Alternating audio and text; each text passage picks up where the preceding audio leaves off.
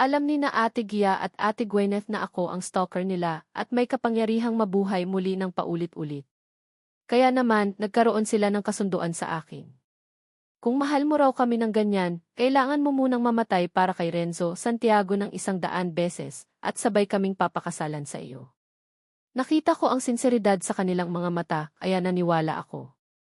Unang beses na may stalker si Renzo Santiago, pinasuot sa akin ni Gia at Gwyneth ang mga damit ni Renzo para iligaw ang stalker. Ang resulta, bugbog sarado ako. Matagumpay namang nahuli ang stalker at ligtas ang kanilang iniibig. Pangalawang beses, pinalibutan si Renzo ng mga sasaing fans. May isang anti-fan na balak sanang magtapon ng asido sa kanya. Walang pag-aalinlangan, itinulak ako ni Gia at Gwyneth para harangan si Renzo. Naipagtanggol ko si Renzo, pero karamihan sa aking mukha at mahahalagang organo ay natunaw ng asido. Namatay ako sa matinding sakit. Paulit-ulit itong nangyari hanggang ngayon. Sa ika-negatibo 79 na pagkakataon, na aksidente sa kotse si Renzo at malubhang nasugatan. Para iligtas siya, walang awang kinuna ni Gia at Gwyneth ang lahat ng dugo sa katawan ko. Ang dugo ko ay dumaloy ng napakabilis. Nanlamig ang buong katawan ko na para bang nasa loob ako ng freezer. Nakakasakal ang sakit. Ayoko nang magdusa pa. Halos imposible silang mapamahal sa akin. Ang 79 na pagkabigo ay sapat na para patunayan iyon. Sa kabutihang palad, na-unlock ng sistema ang nakatagong reward. Hindi ko na kailangang mag-isip kung paano sila mapapamahal sa akin. Isang huling pagkamatay na lang at makakabalik na ako sa mundo ko. Kaya mo yan, Bong. Sa isip-isip ko, pinilit kong bumangon at umupo sa kama. Gusto kong makahanap ng pagkakataon para mamatay para sa kanila. Sa mismong sandaling iyon, bumukas ang pinto ng kwarto sa ospital. Nandito na po ang mga bodyguard, ma'am, sabi ng isa. Dahil wala na akong lakas, halos kinaladkad na ako ng mga bodyguard. Pagkatapos akong ipasok sa kwarto ni Renzo, may isang plato ng kasoy na ipinilit sa kamay ko. Gusto ni Renzo ng kasoy. Balatan mo para sa kanya, sabi ni Ate Gia. Nang makita ako, bahagyang sumimangot si Ate Gia na may bahid ng inis sa kanyang mga mata. Hindi siya naawa sa akin kahit nakakakunan pa lang ako ng dugo. Pero nang tumingin siya kay Renzo, napakalambing ng kanyang mga mata. Maingat niyang pinunasan ang mukha nito. Si Ate Gwyneth naman, hindi man lang ako tiningnan. Mahinahon lang niyang pinainom ng gamot si Renzo. Yumuko ako at tahimik na kinuha ang kasoy. Dahil walang gamit, ginamit ko na lang ang kamay ko para basagin ang matigas na balat. Maingat kong inalis ang manipis na balat para ilabas ang puting laman sa loob. Isa-isa kong binabasag ang mga kasoy. Dumudugo na ang hintuturo ko. Maraming maliliit na piraso ang bumaon sa aking nagbitak-bitak na balat. Nanginginig ang aking mga kamay. Pumuti na rin ang aking mukha. Hindi ko alam kung gaano katagal bago ko natapos ang isang plato. Nang matapos, iniabot ko ang plato. Mahina ang aking boses na parang sipol. Nang makita ni Ate Gwyneth na karamihan sa mga kasoy ay may bahid ng dugo, sumimangot siya at suminghal. Ibinuhos niya ang buong plato ng kasoy sa sahig at malakas na sumigaw, "Anong klaseng trabaho yan, Bong? Paano kakain si Renzo niyan? Gusto mo bang saktan siya?" Kumalat sa sahig ang mga kasoy at balat. Sumimangot si Ate Gwyneth. Halata ang pagkayamot sa kanyang mukha. "Ano pang ginagawa mo dyan? Pulutin mo lahat ng nahulog sa sahig. Baka maapakan yan ni Renzo mamaya at madulas siya." Sanay na ako sa ganitong trato nila. Yumuko ako at pinigilan ang sakit sa aking mga daliri. Pinulot ko ang bawat piraso ng kasoy na may dugo sa sahig. Hinila ni Renzo ang manggas ni Gia at Gwyneth. Bahagyang umiti ang dalawa. "Teka, Gwyneth, Gia, kadarating lang ni Bong galing sa blood donation. Mahina pa ang katawan niya. Sobra naman yata kayo," sabi ni Renzo. Hinawakan ni Ate Gwyneth ang kamay ni Renzo at walang pakialam na nagsabi, "Ano namang sobra dun? Napakabait mo talaga, Renzo. Lagi mo siyang iniisip." Sumang-ayon naman si Ate Gia. "Nga, Renzo. Saka hindi naman siya mamamatay. Mamamatay siya tapos mabubuhay ulit at babalik sa atin. Ngayon pa lang natin siya pinabalat ng kasoy, ang laki na ng reklamo mo." Nakayuko ako at mahigpit na hinawakan ang isang piraso ng balat ng kasoy. Ramdam ko ang sakit sa aking palad. Hindi na ito paulit-ulit, Ate Gia at Ate Gwyneth. Ito na ang huling beses. Pagkatapos nito, makakabalik na ako sa mundo ko. Wala na kayong kinalaman sa akin. Pagkatapos kong linisin ang kalat sa sahig, tiningnan ako ni Ate Gwyneth na may bahid ng inis. Sige na, umalis ka na. Nakakasira ka ng araw. Sumunod ako sa kanila na parang hindi ko kayang tumanggi sa kahit anong hiling nila. Pinilit kong ilakad ang aking pagod na katawan palabas ng ospital. Bumalik ako sa aking maliit at lumang kwarto. Sa mundong ito, isa akong ulila. Swerte na lang at mayroon akong matitirhan. Pagka-uwi ko, hindi ko na kinaya. Bumagsak ang katawan ko sa sahig. Kahit na may tulong ako mula sa sistema, kaya kong mabuhay muli ng paulit-ulit. Pero totoo ang lahat ng sugat at sakit na naranasan ko. Malaon nang nabubulok ang katawan kong ito. Maraming pinsala. Pagka-uwi ko, nilagnat ako ng matindi at hindi na humupa. Ilang araw akong nakahiga sa kama, wala nang malay. Hanggang sa hating gabi, nabasag ang katahimikan dahil sa malakas na tunog ng telepono. Si Ate Gia ang tumatawag. Gusto ni Renzo ng siopaw na may alimango mula sa South City. Sa loob ng 1 oras, dalhin mo sa room 302, sabi niya. Malamig ang kanyang boses na may otoridad. Pinilit kong imulat ang aking mga mata at tumingin sa labas ng bintana. Malakas ang ulan. Wala na akong lakas. Bigla kong naisip na sumuko na. Sinubukan kong magsalita, ako masama ang pakiramdam ko. Pwede bang sa ibang araw na lang? Magpanggap ka pa. Kunwari may sakit ka. Ano ngayon kung may sakit ka? Hindi ka naman mamamatay. Umalis ka na. Pagkatapos ay pinatay niya ang tawag. Pagkatapos noon, tumawag naman si Ate Gwyneth. Bong! Bumili ka ng biko sa North City at dalhin mo dito. Gusto ni Renzo. Huwag mo siyang paghintayin. Malamig na utos niya. Kung gusto mong makabawi, pumunta ka na at bilhin yon. Ilang taon ka nang nanliligaw sa amin pero hindi man lang tumataas ang love meter. Kung matalino ka lang at mas pinagbubuti mo ang pagtrato mo kay Renzo, baka tumaas pa ang feelings namin para sa iyo. Sabi niya at pinatay na rin ang tawag. Wala akong ibang pagpipilian. Kung hindi ko gagawin ang misyon, hindi ako magkakaroon ng pagkakataong mamatay para sa kanila. Kaya naman, naglakas loob akong lumabas ng bahay. Napakalayo ng North City at South City at magkasalungat pa ang direksyon. Pinilit kong ilakad ang aking mahinang katawan pabalik-balik. Bago ko pa nabili ang siopaw at biko, basa na ako. Patuloy na tumataas ang temperatura ng katawan ko. Hirap na rin akong mag-isip. Pero wala akong ibang pagpipilian. Kailangan ko pa ring dalhin ang mga ito sa room na iyon. Sinubukan kong tumayo ng matuwid at nag-aalangan akong naglakad papunta sa labas ng kwarto. Nang bubuksan ko na ang pinto, hindi ko napansin ang lubid na nakaharang sa daanan. Bumagsak ako sa sahig. Tumama ang mukha ko sa siopaw at biko. Kumalat ang alimango at bigas sa aking mukha. Basa ang buong katawan ko. Napakasama ng itsura ko. Natulala ako. Pagkatapos ay naramdaman ko ang sakit. May malakas na tawanan sa loob ng kwarto. Ha ha ha. Tignan mo ang itsura niya. Siya talaga ang number 1 lapdog sa Maynila. Mas mukha pa siyang aso ngayon. Akala ko matigas ang ulo niya ngayon. Akala ko hindi siya pupunta. Pero ang tagal lang pala bago siya sumunod. Ang duwag talaga niya. Lagi siyang nakabuntot kina Ate Gia at Gwyneth. Hindi man lang siya pinapansin. Alam ng buong Maynila na si Renzo lang ang nasa puso ng dalawa. Gusto niya pang yumaman? Hindi niya kaya. Hindi siya kasing halaga ng isang hibla ng buhok ni Renzo. Tahimik lang ako nang marinig ko ang mga panlalait na iyon. Ayos lang. Ginagawa ko lang ito para sa mission. Hindi ako masasaktan ng mga salitang yan. Kalmado akong bumangon at tumingin kina Ate Gia at Ate Gwyneth na nakaupo sa gitna.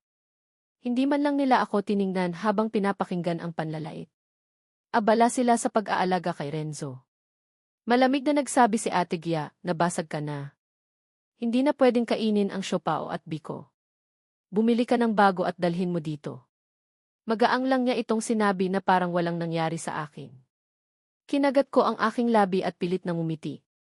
Sige, sabi ko at tumalikod para lumabas. Muli akong sumugod sa ulan. Pagkatapos tumakbo sa halos kalahati ng lungsod, sa wakas ay nakabili ako ng bagong siopao at biko.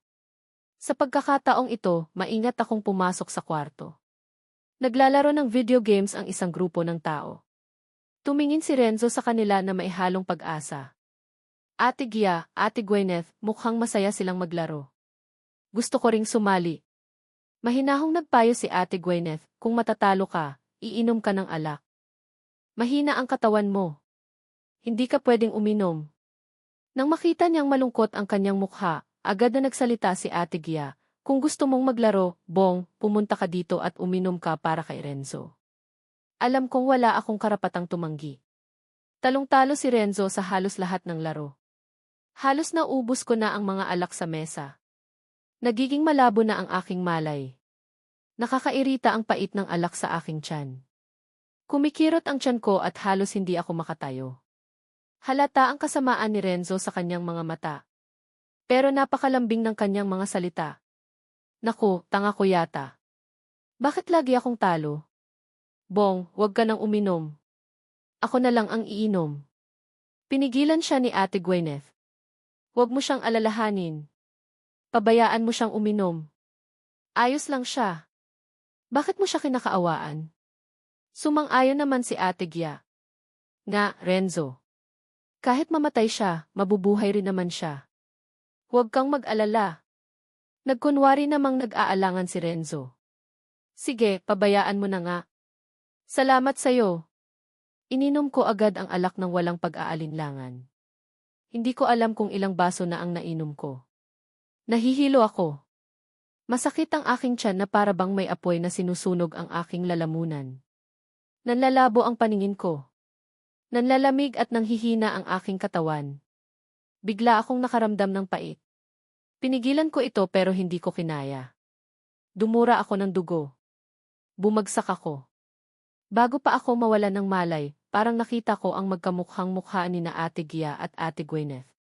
Halata ang pag-aalala sa kanilang mga mata. Siguro guni-guni ko lang. Bakit naman nila ako papakialaman? Nang mawalan ako ng malay, tila nagkaroon ako ng mahabang panaginip. Bumalik ako sa mundo ko. Bumalik ako kay Shwena. Yakap niya ako at puno ng luha ang kanyang mga mata. Hirap ka na. Nandito na ako. Hindi ka na magdurusa ulit. Poprotektahan na kita. Sa panaginip, napakatotoo ng yakap niya. Kahit ang amoy ng kanyang niluluto ay napakasarap. Hindi ko mapigilang maluha. Lahat ng sakit at pagtitiyaga ko ay sulit na. Shwena!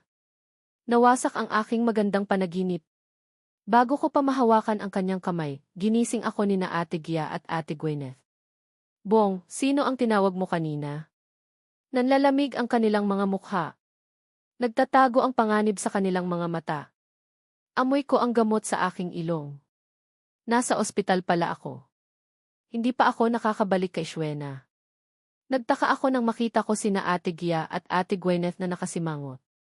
Pagkatapos ay umiling ako, may tinawag ba ako?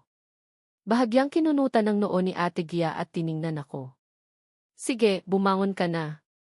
Nagdudugo lang ang tiyan mo. Hindi ka naman mamamatay. Anong ginagawa mo dyan? Mas malala pa ang ugali ni Ate Gwyneth. Hinila niya ako para bumangon. Kailangan ka ni Renzo. Kadarating niya lang galing sa ibang bansa. Maraming party siyang pupuntahan. Kailangan mong uminom para sa kanya. Kami na ang bahala. Kailangan mong maging mabuti sa kanya at huwag kang magpapahamak sa kanya, ha? Naiintindihan ko, sagot ko. Baka sa pagsunod ko kay Renzo, mapapabilis ang aking pagkamatay. Sa mga sumunod na araw, lagi akong nasa tabi ni Renzo. Hindi tumitigil ang mga party. Hindi ko alam kung saan niya nakukuha ang maraming kaibigan. Halos araw-araw akong umiinom para sa kanya. Hindi nawawala ang amoy ng alak sa aking katawan. Manhid na ang aking tiyan. Naubos ko na ang aking tissue. Hanggang sa matatapos na ang party, pumunta ako sa banyo para dumura ng dugo. Pagkatapos ay gumaan ang pakiramdam ko. Pero nang bumalik ako sa kwarto, wala na si Renzo. Kinabahan ako at nagmadali akong pumunta sa silid pahingahan ni Renzo. Tumayo ako sa labas ng pinto. Bago ko pabuksan ang pinto, narinig ko ang isang daing. Bahagyang kumabog ang puso ko. Sumilip ako sa pinto. Sa loob ng kwarto, isang magandang babae ang nakaupo kay Renzo. Naghahalikan sila. Halos mahulog na ang dress ng babae dahil sa ginagawa nila. Nakakalat sa sahig ang puting polo shirt na pinunit-punit at isang business card ng model na mula sa club. Hingal na hingal si Renzo. Kinakagat ng babae ang tainga ni Renzo. Palagi mo akong hinahanap nitong mga nakaraang araw. Hindi ka ba natatakot na malaman ni na Ate Gia at Ate Gwyneth? Mahal ka nila. Natatakot ako. Huminga ng malalim si Renzo at sumagot, huwag kang mag-alala. Basta't ayusin mo ang lahat, hindi nila malalaman. Nagkunwari namang hindi naiintindihan ng modelo. Mahal ka ni na Ate Gia at Ate Gwyneth. Bakit hindi ka pa rin pumipili? Ngumiti si Renzo. Kung pipili ako, isa lang sa kanila ang mapupunta sa akin. Dapat turuan kita ngayon. Mas gusto ng mga tao ang mga bagay na hindi nila nakukuha. Si Bong lang ang hindi nakakaintindi niyan. Kung matalino siya, dapat umalis na siya. Kung hindi, mas lalo lang siyang kainisan. Bahagyang gumalaw ako para isara ang pinto. Alam ko na kung ano ang aking gagawin. Hindi na ako kailangang protektahan pa si Renzo. Hindi ko rin kailangan ng kumpirmasyon. Inayos ko ang aking mga iniisip at tahimik na umalis. Kinabukasan, bigla akong tinawagan ni Renzo. Bong, busy sina Ate Gia at Ate Gwyneth sa paghahanda para sa kaarawan ko. Narinig kong pareho tayo ng birthday. Samahan mo rin kami sa party. Masaya iyon. Alam ko na kung ano ang gusto niyang mangyari. Gusto niya lang akong saktan. Ito na ang huling pagkakataon. Sumang-ayon ako at sumakay ng taxi papunta sa party. Tumayo ako sa isang sulok. Sinaksihan ko ang kaligayahan ni Renzo. Binigyan ni Ate Gia si Renzo ng mamahaling relo. Namamangha ang mga tao. Ang ganda talaga ng regalo ni Ate Gia. Siguro nagkakahalaga ito ng milyon-milyon. Bahagyang humiti si Ate Gia. Gusto mo ba ang regalo ko? Masayang humiti si Renzo. Salamat, Gia. Sabi ko sa inyo na gustong-gusto ko to. Pagkasabi ko pa lang noon, inunahan na ako ni Ate Gwyneth at nilagay sa harap niya yung kontrata. Renzo, ito yung resort island na binili ko para sa'yo. Simula ngayon para lang to sa tin. Di na maitago yung saya sa mukha ni Renzo. Salamat, Gwyneth. Gustong-gusto ko ang beach. Biglang naghiyawan yung mga tao. Ang swerte mo, Renzo. Mahal na mahal ka ng dalawang Ate Gia. Na, kung may magmamahal sa akin ng ganyan, sulit na yung buhay ko. Swerte mo talaga at dalawa pa sila. Tanggap ni Renzo yung pagpuri at paghanga ng lahat. Tumawa siya at tumingin sa paligid hanggang sa tumigil yung tingin niya sa akin. Lumapit siya at hinawakan ako sa kamay. Bong, muntik ko nang makalimutan. Sabay tayong magwi-wish. Hinila niya ako sa harap ng cake. Sina Ate Gia at Ate Gwyneth yung naglagay ng mga kandila. Sabay-sabay na kumanta ng happy birthday yung mga tao. Ngumiti si Renzo at pumikit. Ang wish ko ngayong taon ay maging magkaibigan kami ni Gia at Gwyneth habang buhay.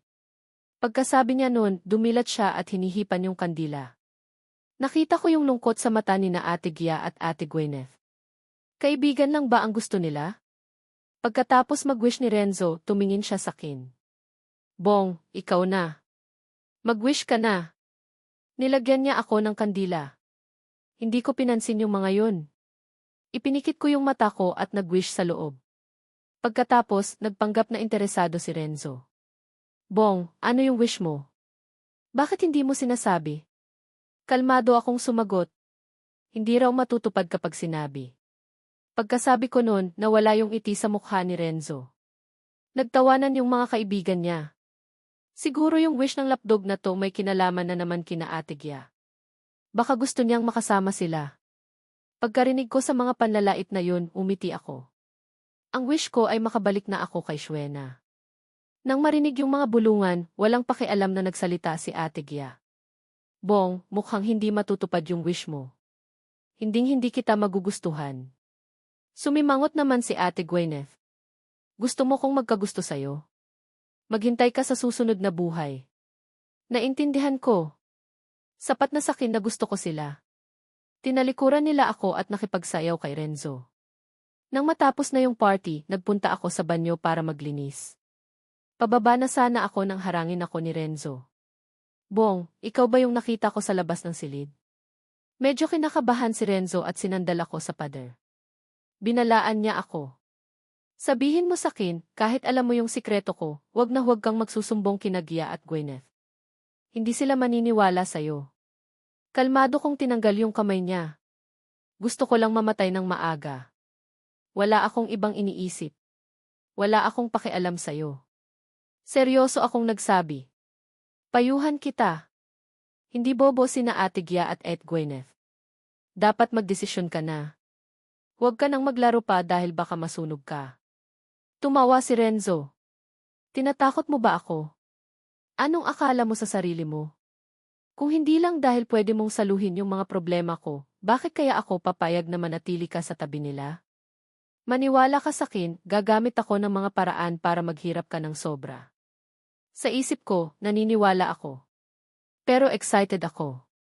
Kaya naman, pinanood ko si Renzo na bumagsak sa hagdanan. Biglang nanlamig yung mga mukha ni na Ate Gia at Ate Gwyneth. Tiningnan nila ako na galit na galit. Bong, paano mo nagawa yun kay Renzo? Ayaw mo na bang mabuhay?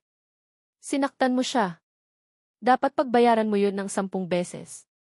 Dalhin niyo siya sa hagdanan sa taas ng syudad at itulak niyo siya ng 10 beses. Agad na lumapit yung mga bodyguard at hinawakan ako.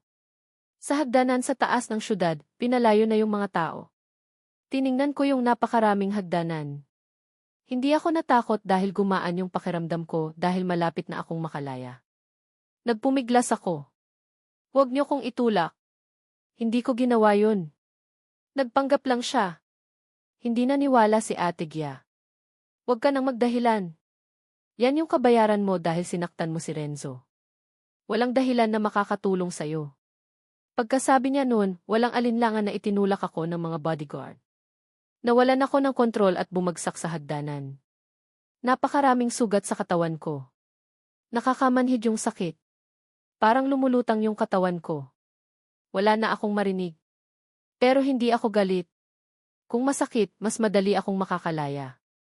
Hindi ko alam kung gaano katagal bago ako bumagsak sa lupa. Pagkahinga ko, parang punit-punit yung katawan ko. Pero yun pa lang yung unang beses. Hindi pa tapos. Binuhat ulit ako ng bodyguard at itinapon. Paulit-ulit yun ng maraming beses. Para na akong duguan dahil sa mga sugat. Wala na akong nararamdaman. Wala na akong marinig. Nababalot na ako ng pagod. Bigla akong nakakita ng ilaw. Siguro mamamatay na ako. Makakabalik na ako sa mundo ko. Nang makita ng bodyguard na nakapikit yung mata ko at halos hindi na ako humihinga, natakot sila. Ate Gia, mukhang patay na si Bong. Sumimangot si Ate Gia. Huwag kang magpanggap. 10 beses pa lang kita itinutulak. Huwag mong isipin na makakalusot ka. Sinigawan ako ni Ate Gwyneth. Bong, huwag kang magpanggap. Kung hindi ka gigising, itutulak kita ulit ng 10 beses. 3 minuto ang lumipas. Hindi pa rin ako gumagalaw. May malay pa rin ako pero hindi ako makasagot. Siguro makakauwi na ako kung mamatay ako dito. Biglang natakot sila at binuhat ako. Bong, gumising ka na. Tawagan niyo yung ambulansya. Nang magising ako, nakita ko na nasa ospital ako. Nagpapalit ng gamot yung nurse. Nang makita niyang gising na ako, sinabi niya, sa wakas, gising ka na. Tagal ka nang binabantayan ni na Ate Gia. Kakagaling lang nila. Nag-aalala sila sa'yo. Binalaan na nila kami na alagaan ka. Sobrang gulat ako nang marinig ko yun. Sa mga sumunod na araw, biglang nagbago yung ugali ni na Ate Gia. Hinahanap nila ako habang kasama si Renzo. Simula nung araw na yun, hindi na nila ako inutusan para kay Renzo. Narealize ko yung pagbabago sa ugali nila. Pakiramdam ko wala akong kwenta. Sobrang hirap gawa ng paraan para magustuhan ako nila Ate Gia. Kung magbabago sila, baka hindi ko magawa yung mission ko. Hindi ko inaasahan na magbabago yung lahat dahil sa pagligtas ko sa kanila. Sobrang naguguluhan ako. Ayaw ko nang manatili sa mundong ito. Dapat humanap ako ng paraan para mamatay. Pagkatapos kong mag-isip, nagayos ako ng gamit. Pagkatapos, pumunta ako kina Renzo. Inilabas ko yung mga regalo na binigay ni na Ate Gia. Renzo, nagkamali ka sa pagtakbo pagkatapos ng landslide. Tignan mo yung mga to, lahat to galing kay Gia at Gwyneth. Dahil dito, napalapit ako sa kanila. Baka may gusto na sila sakin. Ikaw na lang yung nanliligaw sa kanila. Sobrang kampante ka ba? Makikita mo kung gaano ako kahalaga sa kanila. Galit na galit si Renzo at itinulak ako palabas ng bahay niya. Inutusan niya yung mga katulong na itapon yung mga dinala ko. Umiti ako at pinulot yung mga gamit ko. Pumunta ako sa kwarto ko at naghintay. Tama nga ako. Tumunog ng malakas. Sina Ate Gia at Ate Gwyneth ay nagmadaling sipain ang pinto ng apartment ko. Hinawakan ni Ate Gia yung kamay ko at hinila ako palabas. Nasugatan ng malala si Renzo. Kailangan niya ng puso. Samahan mo kami sa ospital. Ibigay mo yung puso mo sa kanya. Pinadiin ni Ate Gwyneth yung gasolina. Parang karera yung pagmamaneho niya. Nilagpasan niya yung mga pulang ilaw sa kalsada. Bong, marami ka namang buhay. Si Renzo, isa lang yung buhay niya. Ibigay mo yung puso mo sa kanya. Hindi ako nagsalita. Sobrang saya ko kaya natatakot akong baka mahalata nila. Kaya yumuko na lang ako. Pero akala nila nasasaktan ako. Humigpit yung hawak ni Ate Gwyneth sa manibela. Tumingin naman si Ate Gia sa malayo. Ayaw niya akong tingnan. Natatakot siya na baka umatras siya sa plano. Bong, kahit magbigay ka ng puso, mabubuhay ka pa rin. Kapag pumayag ka, ibibigay namin sa'yo yung gusto mo. Sabi ni Ate Gia. Sumang-ayon naman si Ate Gwyneth. Sa wakas, tumingin ako sa labas ng bintana. Okay lang. Gagawin ko ang lahat para sa inyo. Sasama ako sa ospital. Naalala ni na Ate Gia yung sinabi ko. Pareha silang nagulat. Naglakad ako papunta sa operating room. Nang magsara yung pinto, biglang kinabahan si na Ate Gia. Tinawag nila ako ng sabay. Bong, pagkatapos mong magbigay ng puso kay Renzo, babantayan ka namin. Umiti ako. Hindi na kailangan. Hindi na ako gigising. Nakahiga ako sa malamig na operating table.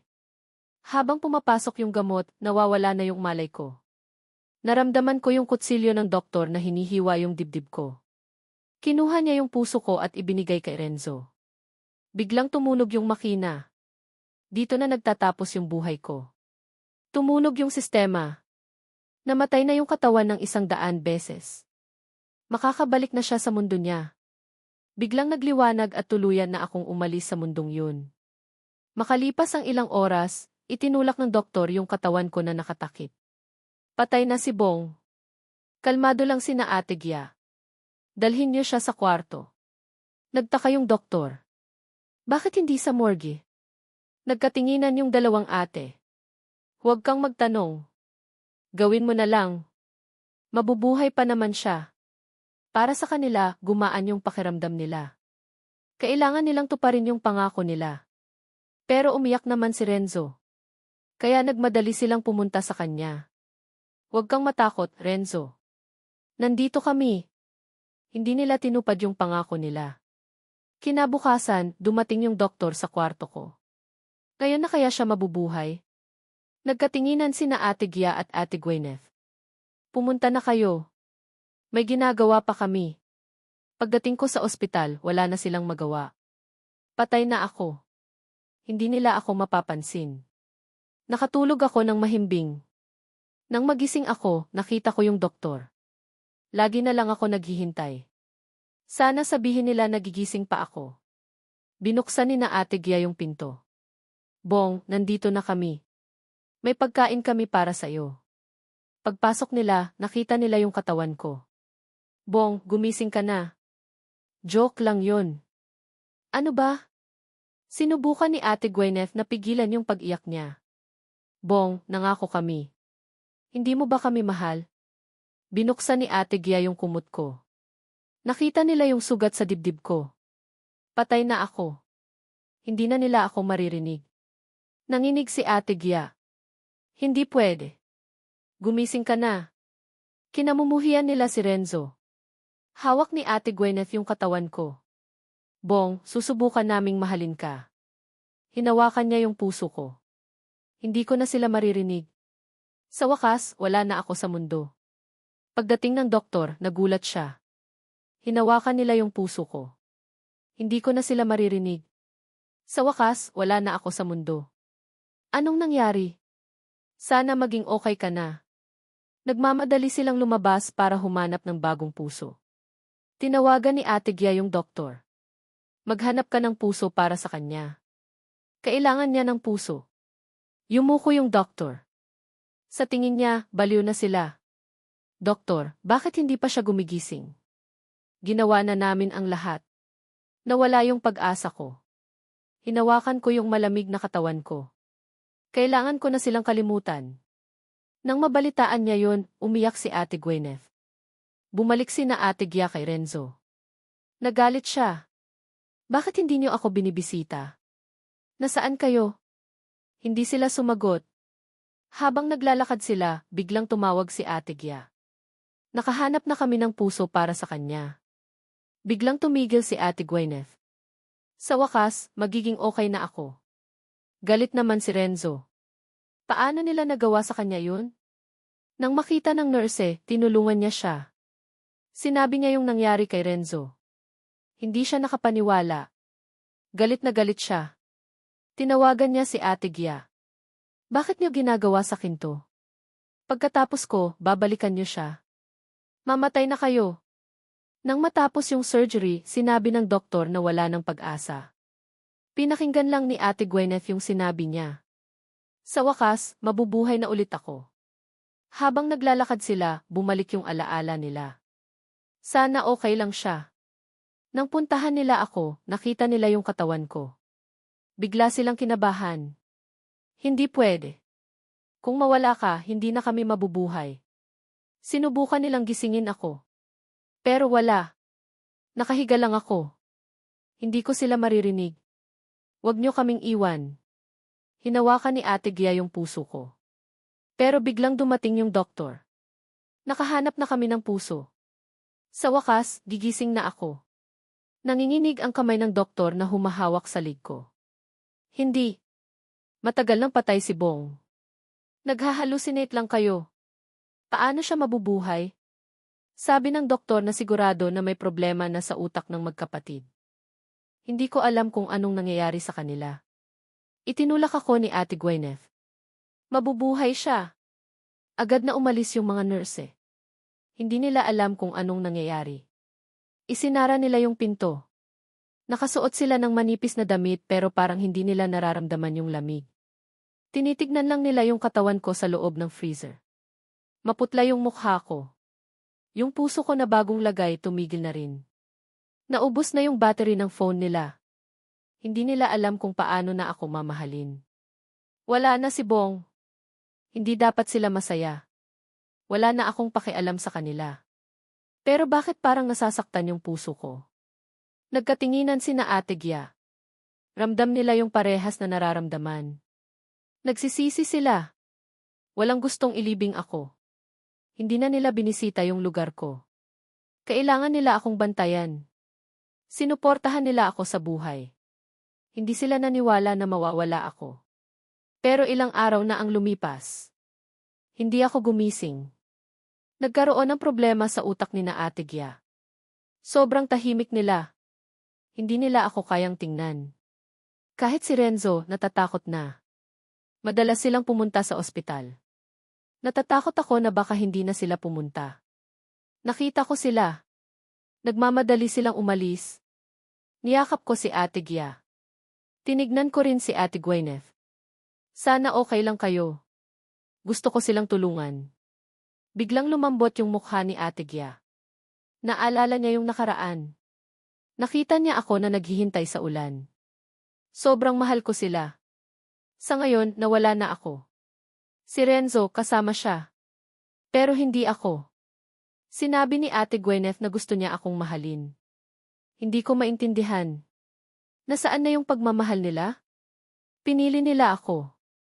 Magkaibigan kami. Hindi ko sila kayang kalimutan. Hindi ko alam kung anong nangyayari. Nang umuwi sila, nagalit si Renzo. Nasaan kayo? Bakit hindi niyo ako binibisita? Hindi sila sumagot.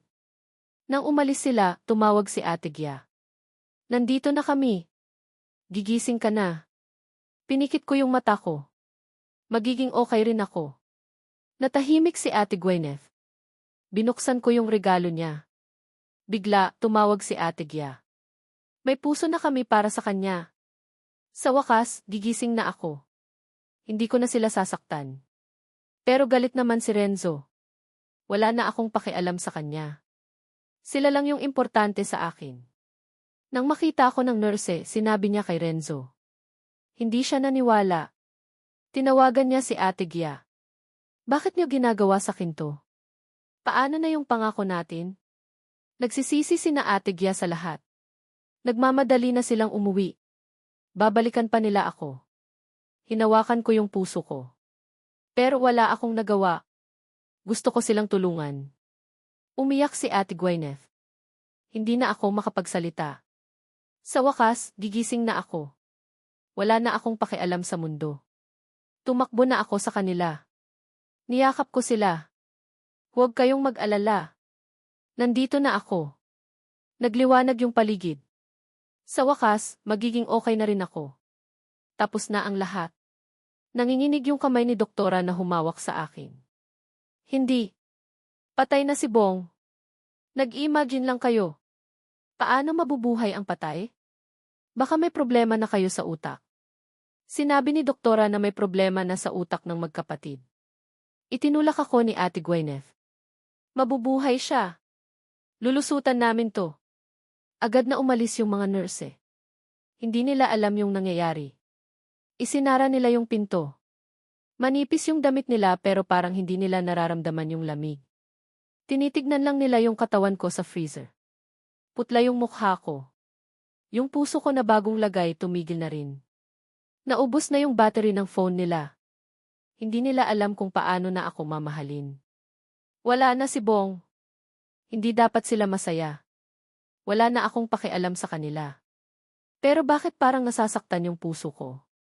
Nagkatinginan sina Ate Gia. Ramdam nila yung parehas na nararamdaman. Nagsisisi sila. Walang gustong ilibing ako. Hindi na nila binisita yung lugar ko. Kailangan nila akong bantayan. Sinuportahan nila ako sa buhay. Hindi sila naniwala na mawawala ako.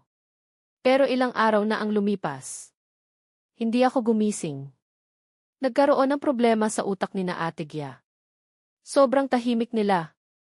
Hindi nila ako kayang tingnan. Kahit si Renzo, natatakot na.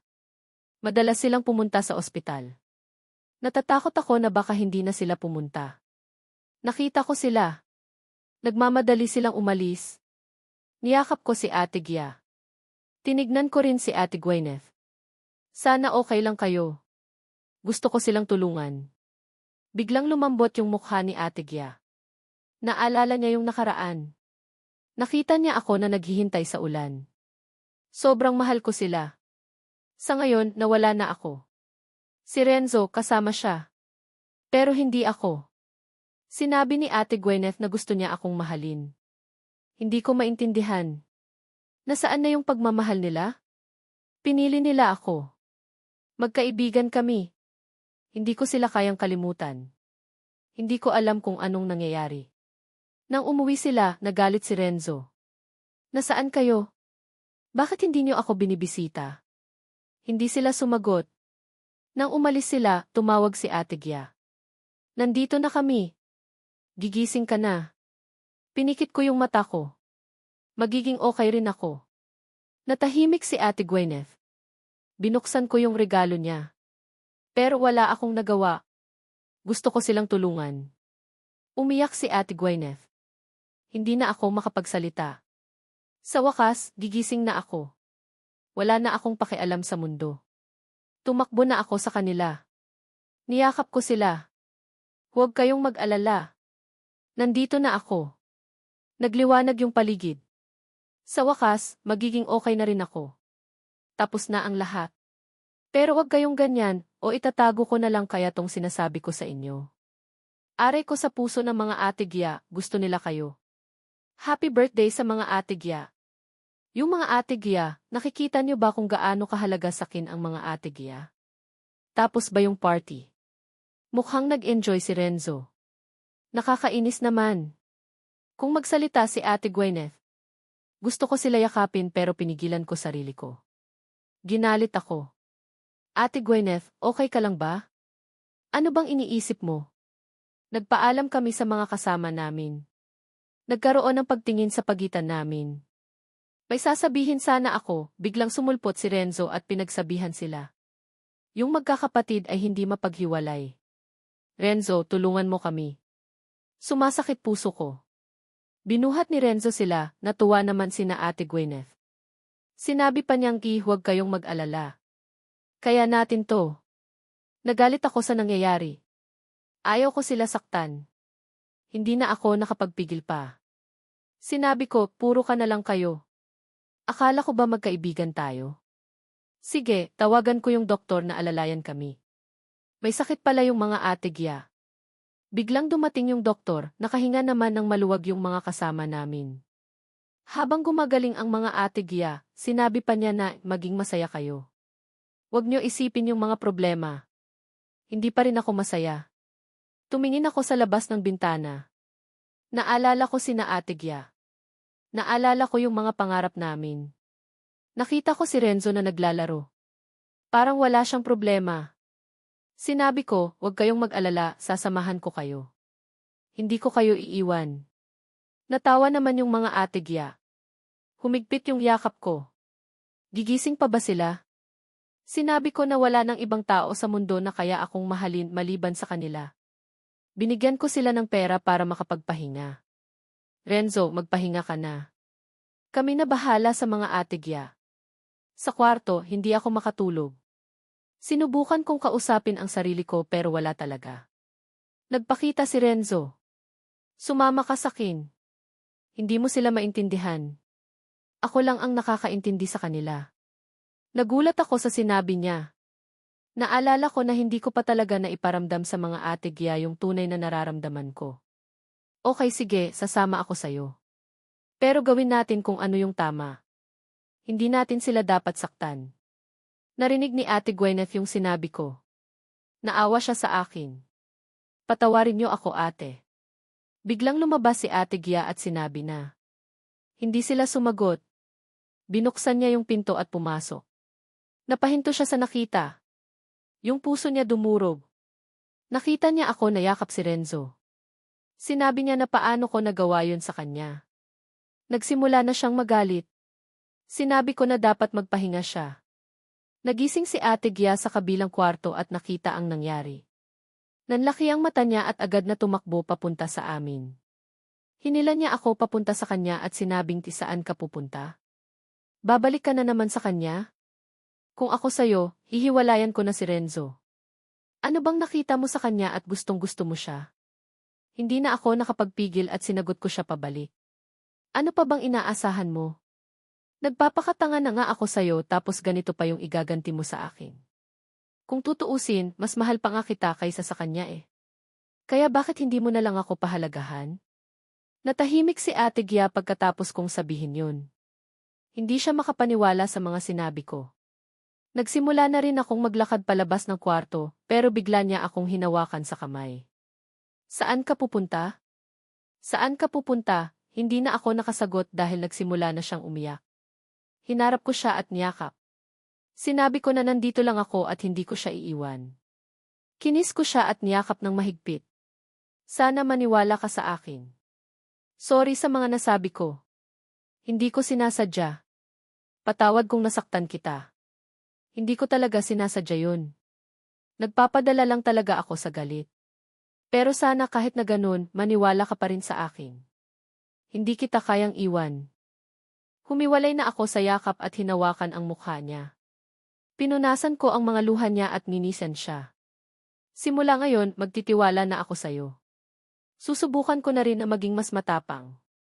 Umiti siya sa akin pabalik at niyakap ulit ako. Pumunta na kami sa labas at nag-celebrate kasama ang ibang mga kasama namin. Sinabihan namin silang bumalik sa trabaho at magpakasaya. Pumunta rin kami kina Renzo para magsorry sa mga nangyari. Sinabi namin na hindi na kami magagalit sa kanya at tatanggapin na namin siya. Pagkatapos nun, nagdesisyon na kami na magbakasyon sa isang malayo na lugar. Gusto namin na magkaroon ng panahon para sa isa't isa at makalimutan ang lahat ng mga problema.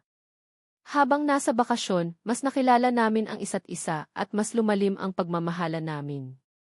Sinabi namin sa isa't isa ang lahat ng mga sikreto namin at nagtawanan sa mga nakakatawang kwento namin. Hindi namin alam na pwede pa palang maging mas masaya kaysa sa dati. Pagkatapos ng bakasyon, bumalik na kami sa normal na buhay namin. Pero mas matatag at mas masaya na kami ngayon. Wala nang pwedeng sumira sa pagmamahalan namin. Kung mas maaga kong inamin yung nararamdaman ko, sana hindi ko nasaktan si Bong. Sana nanatili ako sa mundong to at naging masaya. Sobrang lungkot ni na Ate Gia. Sinaktan nila yung sarili nila at inalala yung mga sakit na dinanas ko. Sinaksak nila yung puso nila, sinunog yung balat nila at nagpagutom sila. Isang buhay lang yung meron sila, kaya hindi nila kayang kontrolin yung mga sugat. Pero yun yung dahilan kaya hindi nila kayang maramdaman yung sakit na naranasan ko. Sobrang sakit. Sana hindi ko kayo sinaktan. Pagkatapos ng mga sorry, umiyak si na Ate Gia. Kaya ayun pala yung tunay na pagmamahal. Malungkot kami dahil wala na si Bong. Madalas magkamali si Ate Gia sa trabaho. Kaya sinabi na niya na magre-retiro na siya. Nagkaroon ng problema sa kotse ni Ate Gwyneth, pero hindi na siya nakapagmaneho. Nawala na yung AC Racing Club. Malungkot si na Ate Gia. Pagsapit ng birthday ko, hindi na nila kaya. Nagdesisyon sila na mamatay. Bong, pupuntahan ka na namin. Ipinikit nila yung mata nila. Bumagsak yung luha sa mukha nila. Nakita ng sistema yung nangyari. Sinabi niya, nagkagulo na yung mundo. Gusto niyo pa bang mabuhay? Nakita ni na Ate Gia yung sistema. Sinabi nila na gusto nila akong makasama. Naghintay yung sistema. Kaya ayun, pumayag na ako. Paano kami pupunta sa mundo ni Bong? Sinabi ng sistema. Iiwan niyo yung katawan niyo. Wala na kayong kontrol dito. Tapos pupunta kayo sa mundo niya. Hindi niyo siya maaalala. Hindi niyo alam kung ano yung nararamdaman niyo. Sinabi nila na okay lang. Gusto nila akong makita. Sa wakas, nakita ko yung mga Ate Gia. Tumatakbo sila papunta sa akin. Bong! Bigla akong nagising. Nagulat ako na nakita ko sina Shwena. Mahal ko pa rin sila. Hindi ko sila kayang iwan. Si Shwena, niyakap niya ako. Sinabi niya na huwag na akong mag-alala. Sinabi rin niya na masaya siya na nakasama niya ako. Hindi ko alam kung anong nangyayari. Hindi mo ba ako mahal? Tinignan ako ni na Ate Gia. Gusto nila akong tulungan. Wala na akong pakialam sa kanya. Gusto ko yung mga kasama ko. Masaya ako kay Shwena. Sinabi ko sa kanila na maging masaya sila. Nagalit yung mga ate. Hindi ko alam kung ano yung nangyayari. Paano ako makakauwi sa mundo ko? Sinabi nila na dapat kong iwan yung katawan ko. Wala na akong pakialam sa mundo. Hindi ko sila maaalala. Yun yung tunay na sinasabi. Nagtaka ako sa nangyayari kaya nagtanong ako. Hindi sila sumagot kaya nagalit ako. Sa isip ko, ayaw ko na maging mahirap. Hindi ko sila kayang tulungan. Ano ba yung gusto kong gawin? Naalala ko na mahal ko si Shwena. Mahal ko yung magkasama kami. Sa wakas, alam ko na yung gusto kong gawin. Huwag kayong mag-alala. Hindi ko kayo iiwan. Nagulat si Shwena sa mga sinabi ko. Umiti siya at niyakap ako. Sinabi niya na sana maging masaya ako. Sinabi ko rin na gusto ko siyang makasama habang buhay. Sana hindi mo ako makalimutan. Naging masaya yung kwento namin. Sa huli, magkasama pa rin kaming lahat.